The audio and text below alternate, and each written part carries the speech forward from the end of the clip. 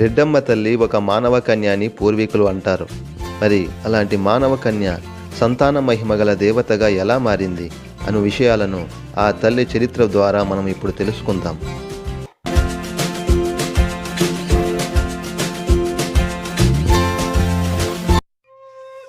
రైతు కుటుంబం